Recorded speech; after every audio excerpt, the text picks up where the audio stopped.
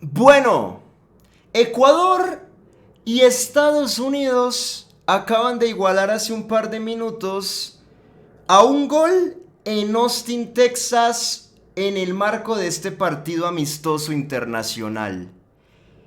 El gol de la Tri lo hizo Enner Valencia en el primer tiempo, minuto 24.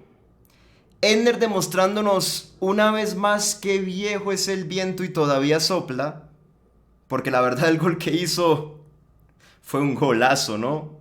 Hay que reconocer que Enner en más de un partido, así como ocurrió contra Colombia en Barranquilla, saca magia del sombrero y nos termina regalando acciones individuales de una altísima confección. Y el empate para el equipo de Pochettino lo marcó Balogun, que me parece que fue el jugador más picante que tuvo la selección estadounidense hoy en el campo de juego. De verdad que fue impresionante lo de ese 9, ¿no? Es rapidísimo. En espacio abierto te liquida, hermano. Hoy, en más de una ocasión, con esos desmarques de ruptura, que iban muy guiados de adentro hacia afuera, porque se tiraba constantemente a la izquierda, Balogun complicó al bloque defensivo ecuatoriano. Como les digo, es un velocista terrible. Está para que lo pongamos directamente a correr allá con Thompson, con Noah Lyles, con todos los corredores de 100 metros planos que se destacan en la actualidad. Pero bueno, vamos a analizar todo lo inherente al partido como de costumbre. Antes de ir con eso, te invito a vos que estás viendo el video a que te suscribas a este canal de YouTube si te consideras un hincha fiel de la Tri. De igual manera te invito a que me sigas en la cuenta de Facebook, también a que me sigas en la cuenta de TikTok en donde aparezco como juancamilocastillo.tv y te pido por último un pequeño favor y es que le des un like, que le des un me gusta al análisis que traigo para hoy. Te decía lo de que te unas a esta comunidad futbolera si te consideras un hincha fiel de la selección ecuatoriana por el simple hecho de que yo acá hablo un montón de Ecuador y estoy constantemente publicando contenido afín al equipo de Sebastián Becachese. Y por eso digo que si sos muy hincha de Ecuador, por un tema casi que de coherencia, este canal te puede llegar a interesar. Vale la pena que estés acá, en esta comunidad futbolera. Gracias por ese acompañamiento, gracias por ese apoyo. Y sin más preámbulos comienzo a analizar el partido. Hay mucho por decir, gente. A ver, yo considero que no nos podemos engañar. Hoy Ecuador no jugó un buen partido. Esa es la única realidad de este asunto. Y no jugó un buen partido la Tri debido a un cúmulo de razones. Y las voy a comenzar a repasar una por una de acuerdo a mi perspectiva.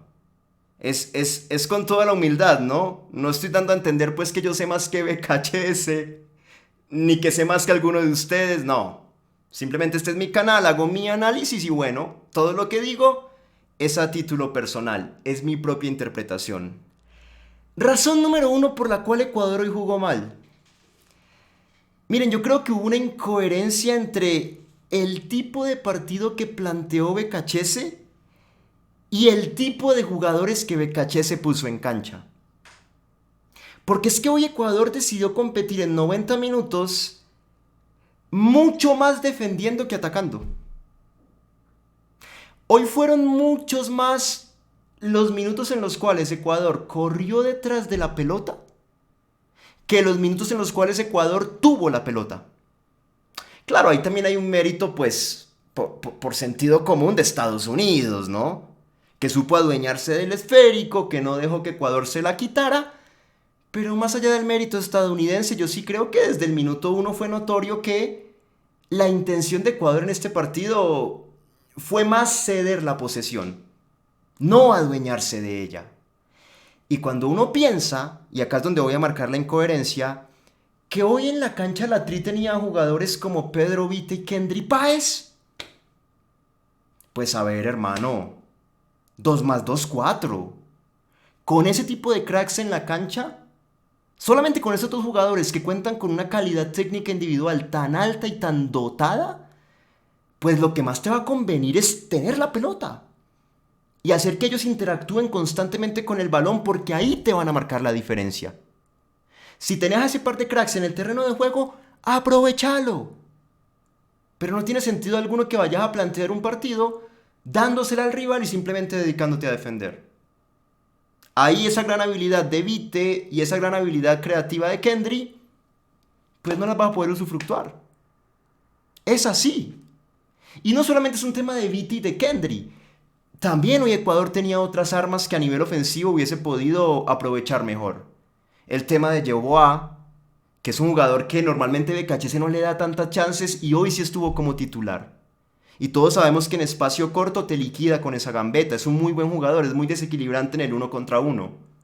Ahí te sumo, si quieres, una tercera ficha que Ecuador hubiera podido aprovechar si hoy se animaba a atacar más desde el inicio. Y qué decir de Edner, el mismo Edner. Que Edner es un jugador que es muy de cada noche, ¿no?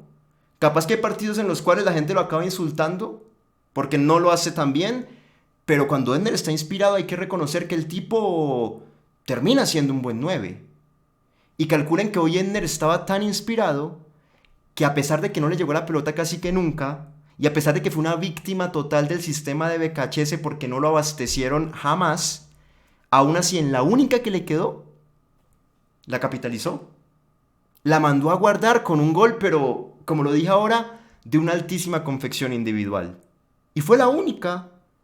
No podemos decir que hubo muchas más veces en las cuales varios jugadores lograron asociarse alrededor de Edner y terminaron dándosela mano a mano para que él pudiera definir contra el arquero Frizz. No, fue solamente esa.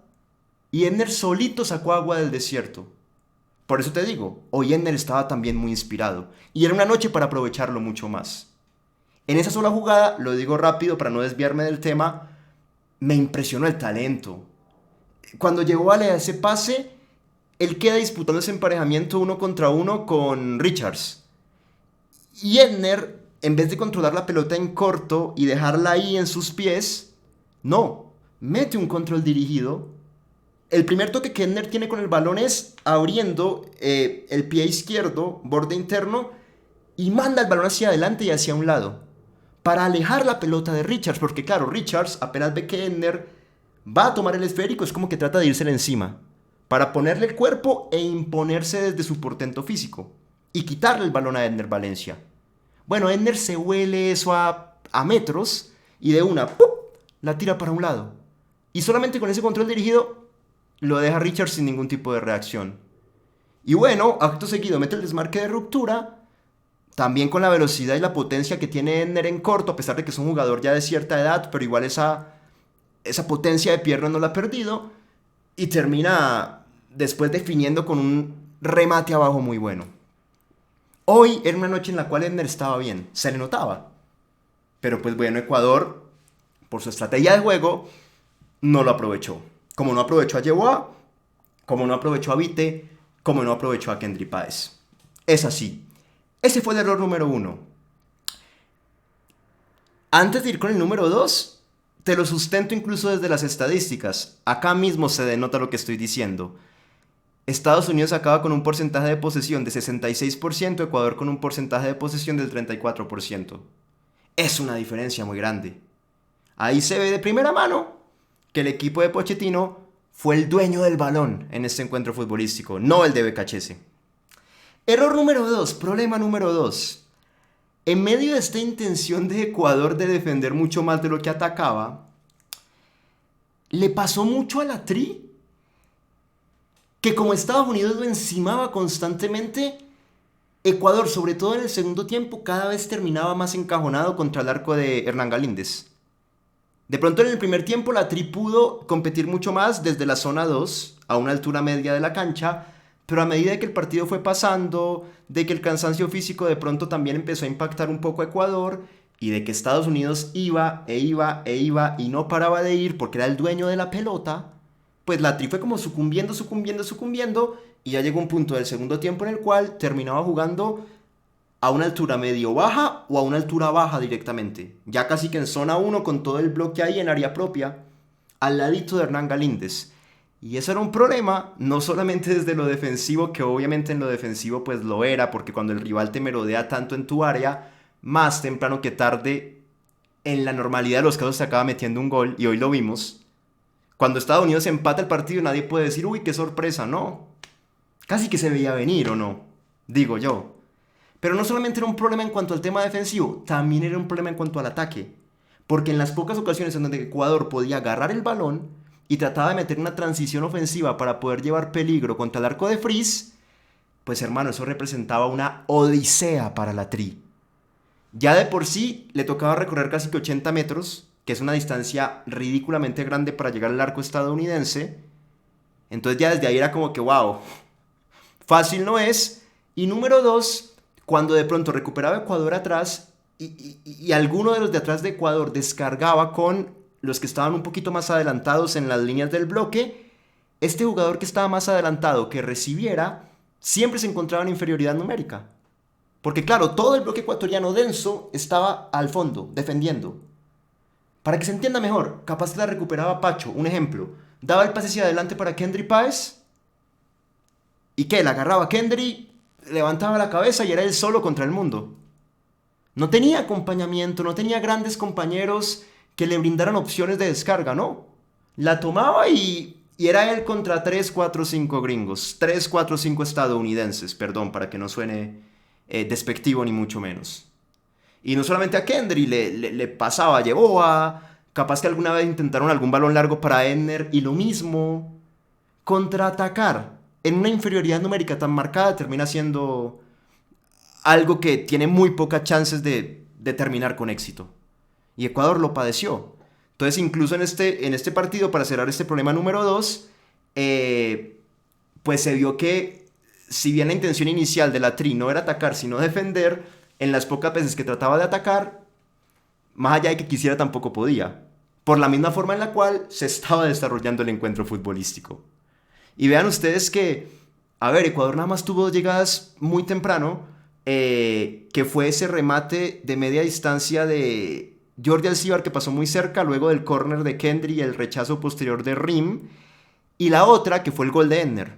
Tuvo esas 2, pero muchachos, yo acá lo tengo anotado y no estoy mintiendo. Del minuto 24 de ese primer tiempo en donde Enner metió ese golazo, al minuto 75, ya en el segundo tiempo obviamente, en todo ese lapso tan grande, Ecuador no tuvo una sola llegada contra el arco de Estados Unidos. Del 75 en adelante, ahí fue que como que medio se volvió a despertar la Tri, ya el partido estaba empatado 1-1, y se volvió a despertar no porque este panorama que estoy describiendo mejorara, sino por el simple hecho de que ya con los cambios, con jugadores frescos dentro del terreno de juego, de pronto por un tema de lógica, estos jugadores frescos como que venían con más energía y capaz que de pronto en un contraataque, a pesar de que les tocaba ir a ellos solos contra 2 o 3 estadounidenses, alguna cosita por ahí generaban un poco más. Claro, ya estaba en la cancha Nilson Angulo por izquierda, ya había entrado Kevin Rodríguez que inicialmente jugó por derecha, ahí acompañando a Enner y después pasó a ser el 9 referencia, perdón, no, siguió por derecha y el 9 referencia acabó siendo Leo Campana cuando entró. Pero ya estamos hablando de Angulo, Rodríguez, Campana, ya había entrado antes Yaimar Medina en el primer tiempo por la lesión de Pervis Estupiñán. Desde ahí se explica un poco lo que estoy diciendo y por esa razón es que Ecuador del 85, perdón, del 75 en adelante, pues tuvo por ahí un remate de media distancia de la Rola, sin tanto peligro, pero bueno, es mejor que nada. Hubo por ahí un pelotazo de Pacho que pivotó a Campana, la Rola se la abrió a Yaimar, Yaimar rompió por un lado y mandó un centro y Frizz la agarró, tampoco mucho peligro, pero bueno, repito, peor es nada. Luego de no haber llegado nunca del 24 al 75, estas pocas acciones, sin ser tan riesgosas, pues a ver, por lo menos indicaban que Ecuador había mejorado un poquito. Hubo un desborde depreciado después por derecha, mandó un centro y Campana cabeceó al arco y Frizz lo controló. Tampoco fue de gran riesgo, pero bueno, es mejor que nada. Y hubo una última por ahí que fue un córner de Vite que acabó cabeceando Pacho suave y Frizz también la controló. En general las 2 acciones de riesgo reales fueron en el primer tiempo. La de Alcibar y el gol de Enner, ya. Estas otras fueron más complementarias, pero pero bueno, por lo menos Ecuador renació a partir de los cambios. Sin embargo, cierro el tema número 2, el problema número 2. Ecuador estaba muy hundido y cuando tenía que contraatacar era mucho terreno por recorrer y el que tuviera la pelota, el que encabezara la transición ofensiva, casi siempre estaba muy solo. Paso al problema número 3 que pude evidenciar en el partido. Y acá ya abandono el tema del ataque y paso a hablar de la defensa. Hermano, la falta que hizo hoy Moisés Caicedo para Ecuador fue una cosa terrible. Especialmente en cuanto a esto que estamos hablando de la defensa y especialmente en donde Moisés se posiciona, que es en los 3 carriles internos del campo de juego. Y lo digo porque hoy, en medio del tipo de partido que estaba jugando Ecuador, que era un partido en el cual Ecuador defendía mucho más de lo que atacaba, hermano, me parece a mí que el doble 5 de Vite con Jordi Alcíbar no estuvo muy a la altura de las circunstancias en cuanto a términos de marca. Cuando está Moisés con Vite, ahí el panorama cambia. Y hoy se evidenció. Porque Moisés sí es un jugador que a la hora de defender es un toro. Y te barre esos 3 carriles internos de un lado para el otro y presiona y mete y tiene una intensidad altísima hasta el minuto 90. Más de una vez está uno por allá en tiempo de adición y Moisés todavía está por ahí talando rivales y quitando pelotas. Esa preponderancia de Moisés Caicedo para ser el amo y señor de esa zona del campo de juego, hoy faltó. Hoy faltó. Porque hoy Estados Unidos, al tener el esférico y al dominarlo constantemente, se encontró con grandes facilidades para poder circular la pelota alrededor de Vite y de Jordi Alcíbar. Y Vite y Alcíbar, más allá de que trataron e intentaron, pues quedó muy explícito el hecho de que ninguno de los dos es un mediocentro de marca real. La marca no es la cualidad principal ni de Vite ni de Alcíbar, y los dos sufrieron por esa razón. Estados Unidos por ahí te ponía a Tessman y te ponía a Morris, el doble 5 de ellos, y además otros jugadores, como era el caso de McKinney o de Tillman, frecuentemente metían desmarques de apoyo, caían a esa zona y trataban de generar superioridades numéricas, porque claro, Tessman y Morris yendo contra Vite y Alcíbar era un 2 contra 2, pero si ya caía Tillman era un 3 contra 2, si caía McKinney, 4 contra 2, y todo el tiempo Estados Unidos trataba de propiciar esto. En cuanto al mediocampo por los carriles internos, repito, muy superados se vieron Vite y Alcíbar en ese sentido. Y por ende, fueron muchas las ocasiones en las cuales Estados Unidos logró quedar cara a cara, ahí ya encarando, valga la redundancia, a Joel Ordóñez y a William Pacho. Los dos centrales de Ecuador también padecieron esto que estoy describiendo porque como los dos mediocentros no estaban brindando garantías en marca, no eran un filtro real. Y Estados Unidos avanzaba y más de una vez, ¡bum!, ya estaban Pacho y Joel ahí, mano a mano contra jugadores estadounidenses. Cuando está Moisés eso no pasa. Porque Moisés, repito, barre también la zona que los dos centrales de Ecuador se sienten muchísimo más protegidos. Y ahí Ecuador en el mediocampo con Moisés tiene un filtro más grande para quitar pelotas todo el tiempo. Entonces, por dentro en marca ocurrió hoy ese problema. Y ahora te voy a enumerar un cuarto ítem, un cuarto problema. Me parece a mí que también se evidenció algo que padeció Ecuador en este encuentro futbolístico y fue la defensa por la zona derecha. Miren ustedes que hoy Becache se trató de emular, tácticamente hablando, lo que hizo contra Argentina en Guayaquil. O sea que partió de un sistema de 4-4-2 que en ataque posicional se convierte en un 3-3-4, pero que tiene esta dinámica muy particular por derecha, que es una dinámica en la cual hay una especie como de rotación constante entre Ángelo Preciado y Alan Franco. Alan parte más de una vez como lateral, pero a la hora de atacar interioriza y queda como un interno, y Ángelo queda como un extremo para dar profundidad cada vez que Ecuador avanza por esa banda derecha, pero a la hora de defender, pues normalmente les toca como alternarse dependiendo de cuál de los dos esté más cerca, para que alguno de los dos vaya y ocupe el rol de 4 otra vez.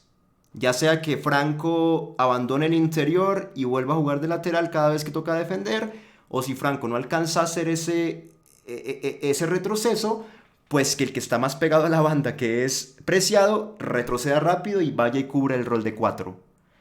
Es como que la dinámica, de acuerdo a la idea de Becachese, es esa. Pero nos dimos cuenta hoy contra Estados Unidos que definitivamente en el partido contra Argentina el equipo de Scaloni no atacó tanto por allí. Y por ende no vimos que ese retroceso para cubrir ese lugar podía representar un problema. Contra Argentina eso fue un lío inadvertido, porque repito, la escaloneta no lo usufructuó ese lugar a la hora de atacar. Pero hoy sí lo hizo Estados Unidos, sobre todo en el primer tiempo. Y ahí Estados Unidos expuso el problema que estoy describiendo. Cada vez que Estados Unidos en ese primer tiempo trataba de avanzar, normalmente buscaba hacerlo por esa zona. Y de hecho normalmente el 9 de Estados Unidos, que era Balogun, partía ahí cerquita de Joel y de Pacho. Pero atacaba constantemente esa zona. Claro, como es un lugar que está vacío porque, repito, interioriza Franco, se proyecta Preciado, es un lugar que queda vacío cuando Ecuador tiene la pelota. Bueno, una vez Ecuador la pierde, ahí hay un hueco. Y llegaba Balogun, salía y atacaba ese hueco. Y nos dimos cuenta que, hermano, hubo todo tipo de descoordinaciones para ver quién llegaba a marcar en ese lugar. Más de una vez pasaba que no se sabía muy bien si Franco podía llegar o si Preciado podía retroceder, y como que había una especie de desorden entre ellos dos, y al final del día ni lo hacía el uno ni lo hacía el otro, por ende no lo hacía nadie, y entonces la solución final, el remedio final iba a decir, era que Ordóñez le tocara que abandonar su rol de central por derecha y caer allá a un costado a tratar de marcarlo a Balogun, porque si no iba Joel, reitero, como no regresaba apreciado, como de pronto también le costaba un poco a Alan Franco, pues era un lugar que quedaba vacío. Y entonces, claro, era una descoordinación gigante entre esos tres jugadores al final del día. Preciado, Alan Franco y Joel, que me parece que Joel sí pagaba un poco más las consecuencias del desorden de sus dos compañeros. O sea, Ordóñez casi que iba allá porque ya no había de otra, no le quedaba más. Pero con esa fórmula, Estados Unidos en el primer tiempo llevó todo tipo de peligro contra el arco ecuatoriano. Y por eso Balogun fue un jugador tan destacado en este partido. Más allá de que hizo el gol en el segundo tiempo, que el gol llegó por el otro lado. Y el gol llegó con un error de Pacho en salida y fue una jugada como más de la coyuntura de esa acción en particular. Pero en el primer tiempo Balogun estuvo muy activo todo el tiempo con ese simple movimiento. Salir del área, salir de los carriles internos e ir a atacar la espalda que dejaban descubierta Ángelo Preciado y Alan Franco. Y lo obligaba a Ordóñez a salir hasta allá, a marcar. Tremendo el desorden que causaba Balogun en el bloque ecuatoriano simplemente con ese movimiento. Miren ustedes que... sí, yo por acá estoy viendo todo lo de Estados Unidos en aquella primera mitad. Casi que todo llegó por ahí. La primera al minuto 8, pared entre Tillman y Balogun, que le comió la espalda a Ordóñez atacándolo por ese lado y terminó pateando abajo. Y respondió Hernán Galíndez, como de costumbre. Segunda, Rim mete un pase de profundidad para Balogun a esa misma zona. En esta oportunidad, el que trató de cubrir fue Alcíbar. Claro, no volvía Preciado, no volvía Franco, Alcíbar era el que retrocedía. Y Balogun se lo llevó a Jordi porque obviamente es mucho más rápido. Disparó de media distancia y pasó cerca por el segundo palo. Imagínate, dos ya así. Pero en la tercera de Estados Unidos fue un tiro de esquina. Digamos que eso es una pelota quieta, es diferente. La cuarta fue una en la cual también por ese lado Tillman fue el que recibió. Encaró hacia adentro, pateó. La pelota acaba pegando en Ordóñez, mandó un centro, perdón, la pelota pegó en Ordóñez, atajó Galíndez. La quinta fue otra de Wea, pero Wea sí estaba por el lado derecho, se fue por el lado contrario. Y la sexta, imagínate lo mismo, McKennie filtra para Balogun, que nuevamente por izquierda prende la moto, por la izquierda de Estados Unidos, que es la derecha de Ecuador, prende la moto, encara hacia adentro, se la da a Morris, que patea y la pelota acaba pegando en Wea, en el propio compañero, y se va al córner, al saque de puerta, perdón, a la línea final. Pero también por allí. Ustedes ven que fueron 6 las que mencioné y de esas 6 por lo menos 3 o 4 llegaron. Con Estados Unidos atacando el boquete que dejaban Preciado y Franco. Y con el pobre Ordóñez e incluso Alcíbar en más de una oportunidad teniendo que ir hasta allá a hacer algún tipo de relevo. Entonces bueno, que sea esa una conclusión que le sirva a Becachese de cara a los próximos partidos. Este sistema de 4-4-2 como base, que se convierte en un 3-3-4 en ataque posicional en el partido contra Argentina en Guayaquil, partido que Ecuador ganó 1-0, pudo funcionar bien. Porque Ecuador se adueñó de la pelota, porque Ecuador después en el segundo tiempo ya se replegó bien y supo cubrir los espacios de manera adecuada. Fue un partido distinto. Pero hoy contra Estados Unidos nos dimos cuenta que ese sistema de BKHS, esa idea de juego de BKHS tiene ciertas rupturas. Tiene ciertas dinámicas en las cuales hay que corregir. Y una de ellas, y quizás para mí la más marcada de todas, se presenta por la banda derecha. Porque está todo bien con que Preciado se proyecte un montón, tratando de dar profundidad por allí, perdón. Está bien que Alan interiorice, tratando de unirse al medio campo, pero al hacer eso es una realidad que ambos dejan esa posición de 4 descubierta, sola. Y Argentina no la atacó mucho en aquel partido en Guayaquil. Hoy Estados Unidos en el primer tiempo sí lo hizo, con Balogun todo el tiempo tirándose hacia ese lado. Y Ecuador se complicó defensivamente hablando por esa razón. Entonces hay que encontrar una manera de pronto intentar con un sistema diferente o hacer que entonces Franco sea más posicional y se mantenga casi siempre tirado a la derecha y no interiorice, o que Preciado no suba tanto sino que esté más pendiente de también cubrir esa banda. No sé, hay que encontrar soluciones, pero está visto que cuando atacan a Ecuador por ahí, le cuesta a Preciado retroceder rápido, le cuesta a Franco salir del medio y volver a la banda rápido. Ahí queda un boquete que termina en que el central derecho, en este caso Ordóñez, se acaba desordenando porque tiene que salir a defender por allá, a básicamente solucionar lo que no pudieron hacer ni Preciado ni Franco. Tiene que solucionarlo, tiene que corregirlo BKHS porque de cara a los próximos partidos puede representar un lío. Listo, ese fue otro problema que enumeré. Y bueno, creo que el último, ya para cerrar el video, que más que un problema creo yo que es una consecuencia, porque esto no es un problema, de hecho es algo muy bueno. Ecuador tiene un arquerazo. Lo de Hernán Galíndez es una cosa pero preponderante y lo demuestra partido tras partido. Y lo que hizo hoy en este amistoso contra Estados Unidos fue una cosa, pero de verdad para pararse y aplaudir. Mínimo, debido a lo que expliqué en los puntos anteriores de los problemas defensivos que tuvo Ecuador, por los 3 carriles internos, con la poca marca que brindaron Vite y Alcíbar, y por ende lo expuestos que quedaban Ordóñez y Pacho, ya que en el mediocampo no había filtro, y con lo otro que expliqué de que por derecha siempre hubo un hueco, al cual no regresaban lo suficientemente rápido ni Preciado ni Franco a marcar. Por todo esto que mencioné, pues Estados Unidos tuvo chances de meter más goles. Y eso no ocurrió simplemente por el señor Hernán Galíndez. En el primer tiempo, gente, 3 atajadas, pero descollantes. Descollantes. La primera de ellas, al minuto 8, con Balogun entrando por ahí por ese roto de Ecuador en la derecha y disparando cruzado. Y atajó abajo, pero tremendo lo de Hernán Galíndez. La segunda de ellas fue esta jugada en la cual al minuto 26 Tillman manda un córner. Richards como que le gana un poquito a Pacho porque se le alcanza a ir, patea de volea abajo y Galíndez termina atajando también de manera pero tremenda porque básicamente Richards lo fusiló con esa volea y fue una segunda intervención pero magnífica. Bueno, esta fue la jugada en la cual él ataja y la pelota acaba pegando en el palo y saliendo. O sea, fue atajada, palo, salió. Y la tercera del primer tiempo que mencioné fue al 37, en una combinación entre Tillman, McKennie, que encaró hacia adentro McKennie y acabó mandando como una especie de centro que dio en Ordóñez y por poco se le mete a Hernán Galíndez. Afortunadamente Hernán, con unos reflejos tremendos, volvió a reaccionar y metió la tercera tajada, pero gigante en ese primer tiempo del partido. Esas fueron las 3 más impresionantes en los 90 minutos. Sin embargo, si nos ponemos la mano en el corazón y le damos a Hernán los méritos que le corresponden, en el segundo tiempo también tuvo por ahí mínimo 2 que fueron importantes. Recuerdo un remate de Diego Luna que se dio por allá, déjame lo chequeo rápidamente, al minuto 69.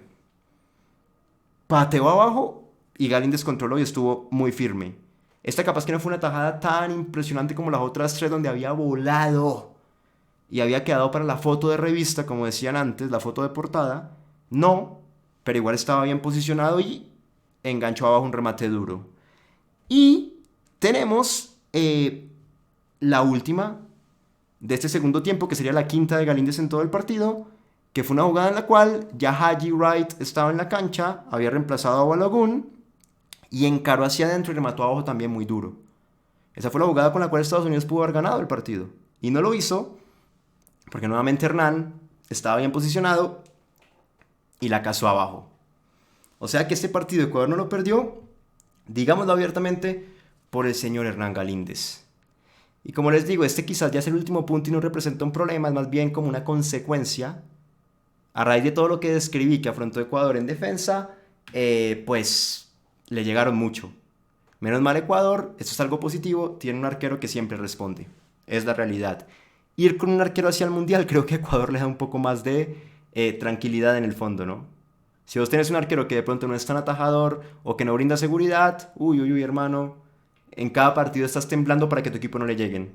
Pero cuando tenés un arquero así, ponele que obviamente lo ideal es que tu equipo no le lleguen tampoco, pero si le llegan, vos sabes que al rival le va a costar un poco más anotarte. Es así. Listo, creo que fue eso, gente. Grosso modo, para describir lo que vimos hoy en Austin, Texas. Un último tema, rapidito, uno más que te sumo. La presión alta que intentó Ecuador en el primer tiempo no funcionó muy bien. Solamente digo que fue en el primer tiempo porque ya en el segundo la Tri había renunciado por completo a esa presión y simplemente estaba haciendo una labor de defensa posicional. Y punto. Pero en el primer tiempo Ecuador sí trató de presionar, sobre todo en el comienzo del partido, y creo que a diferencia de encuentros futbolísticos anteriores de eliminatorias, en esta noche la Tri no lo hizo muy bien. Ustedes saben que Becachis es un técnico bielcista de la línea de Marcelo Bielsa, por ende concibe mucho el fútbol a partir de la presión, de los trabajos colectivos de presión, sobre todo de la presión aplicada a partir de referencias individuales.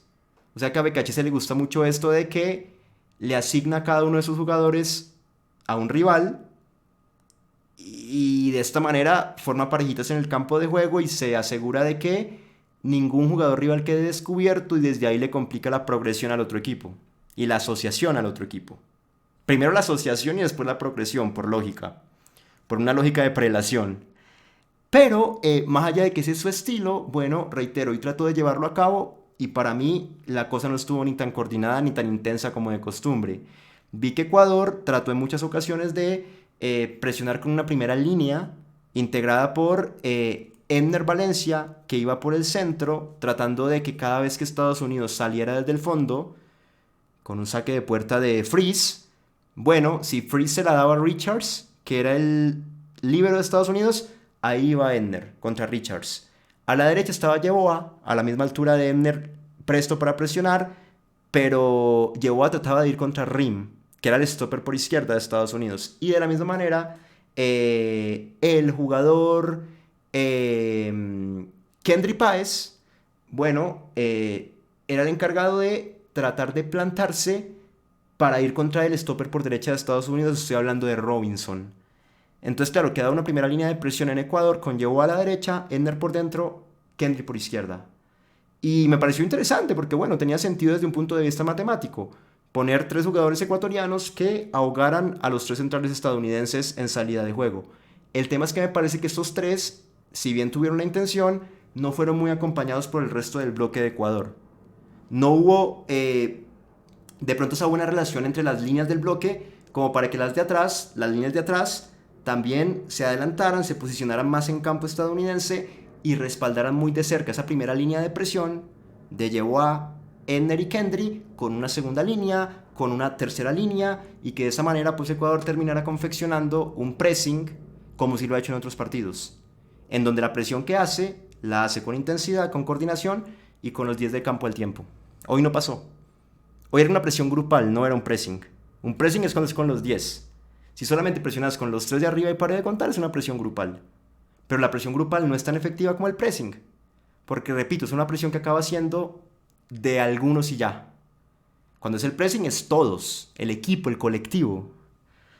Falló un poco eso hoy. Me parece que falló un poco eso hoy. Por ende, la salida de juego de Estados Unidos, el equipo de Pochettino la pudo hacer con relativa tranquilidad constantemente. Y por ende, el partido se jugó más que todo en el primer tiempo en la zona 2 y en el segundo tiempo contra el arco de Ecuador, contra el área ecuatoriana. Ahí sí Ecuador estaba completamente replegado. Ya fue una historia muy diferente.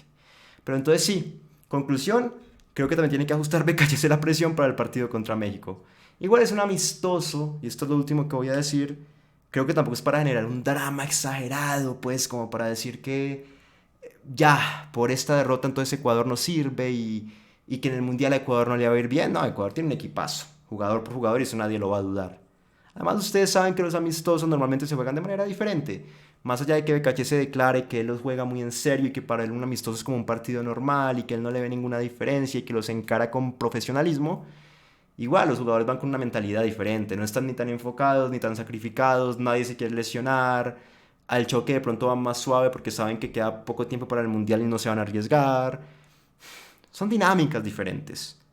Simplemente son partidos que sirven como para sacar conclusiones, pulir cuestiones, mejorar aspectos y ya. Pero tampoco hay que hacer un drama tan grande, empezando desde el simple hecho de que Ecuador hoy ni siquiera perdió. Jugó muy mal, pero ni siquiera perdió. Calcula eso. Es un buen equipo, gente. Es un buen equipo. Ya es trabajo del entrenador ajustar lo que corresponde para que llegue al mundial de la forma más óptima posible. Que claramente no es la de hoy. Claramente no es la de hoy. Bueno, llegamos al final. Suscríbanse al canal de YouTube, síganme en la cuenta de Facebook, denle un like a este video, síganme en TikTok donde aparezco como juancamilocastillo.tv. Y por último, aquellas personas que quieran y tengan la capacidad económica para hacerlo, les agradecería un montón si donan $1 para este canal. Simplemente el que pueda y quiera, no es una obligación para nadie.